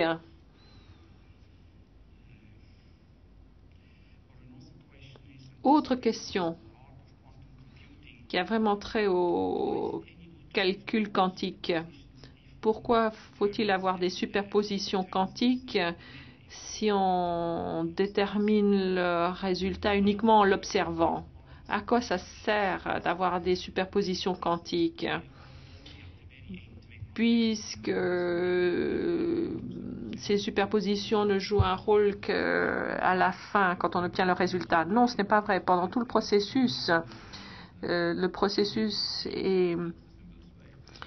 est réparti en opérations avec un seul qubit ou 2 qubits, mais pendant ce temps-là, il y a des calculs qui se font et les voies de calcul doivent se rencontrer pour qu'il y ait justement ce résultat. Et il faut qu'il y ait ce genre de croisement parce que sinon il n'y a pas d'accélération. Une question plus philosophique portant sur la mesure quantique. Pour faire une observation, est-ce que vous avez besoin d'un être vivant et réfléchissant? Oui. Alain. C'est une question qu'on pose maintes et maintes fois. Et pour ma part, je ne pense pas que ce soit nécessaire. Parce que quand je détecte un photon, par exemple, ce photon est détecté par un multiplicateur, ensuite c'est entré dans une mémoire d'ordinateur et puis ensuite on peut l'écrire sur une feuille de papier. Et quand on utilise un stylo pour écrire quelque chose sur une feuille de papier, je doute qu'on écrive quelque chose s'il n'y a personne pour le lire. Donc c'est une réponse pragmatique, non pas une réponse philosophique. D'un point de vue pragmatique, puisque le résultat d'une mesure peut être écrit sur une feuille de papier, eh bien, je ne pense pas que la feuille de papier sera rédigée si je ne la regarde pas.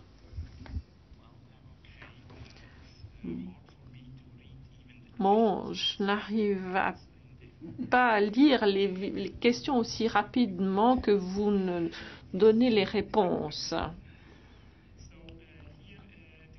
Autre question. Quelle est la réalité matérielle? Regardez le résultat du regard. Vous pouvez répéter? Quelle est la réalité matérielle? La réalité matérielle, c'est une question pour Alain. C'est une question philosophique. What is material reality? Is it a look? C'est un regard ou le résultat du regard. En fait, on en revient à la question précédente. Est-ce qu'on crée la réalité en l'observant? Vous pouvez y répondre. Moi, j'ai posé la question. Est-ce qu'on crée la réalité en l'observant?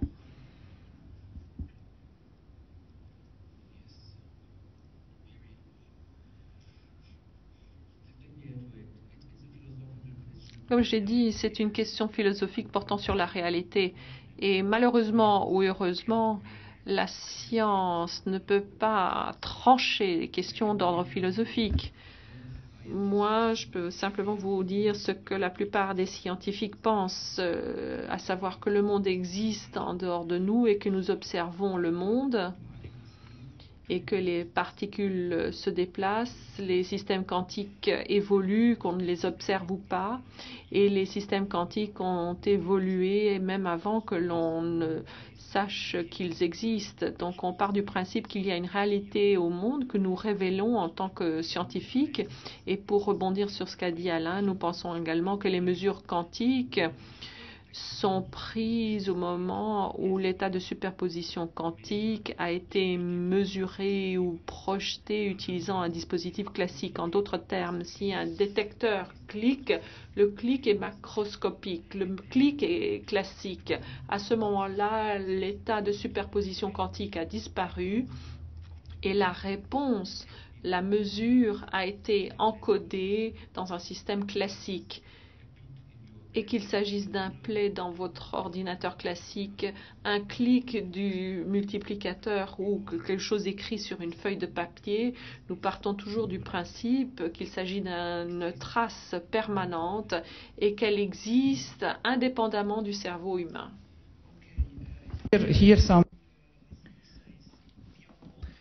Ici, certains auditeurs nous disent nous sommes tous des objets de mécanique quantique. Est-ce qu'une onde, une énergie sous forme d'onde venant de l'espace pourrait influer sur notre comportement? Je ne sais pas trop comment répondre à cette question. Qu'est-ce que c'est que cette onde? S'il y a des rayons cosmiques qui viennent, ils tombent sur la Terre comme sur la Terre à peu près tout le temps. Le CERN l'a prouvé d'ailleurs. Évidemment, ça peut provoquer des changements, provoquer toutes sortes de mutations génétiques et autres. Et ça se produit d'ailleurs. C'est naturel pour nous. Mais je ne sais pas ce que vous entendez exactement par des ondes cosmiques, en l'occurrence, dans cette question. Je ne suis pas sûr de pouvoir y répondre, donc.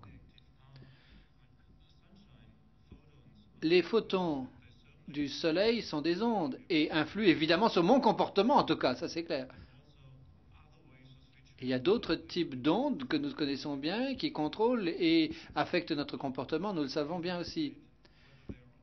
On peut évidemment spéculer et se demander s'il y a des ondes quantiques magiques ou je ne sais pas quoi d'autre qui viennent de l'univers et qui nous influencent sous une forme ou sous une autre. Nous n'avons aucune indication expérimentale qui laisse entendre que tel serait le cas. C'est donc purement spéculatif. Je crois qu'on touche à la fin du débat. Je tiens à vous remercier vraiment tous d'avoir bien voulu répondre à l'ensemble de ces questions. Et là-dessus, je clôt cette table ronde et cette discussion. Merci beaucoup.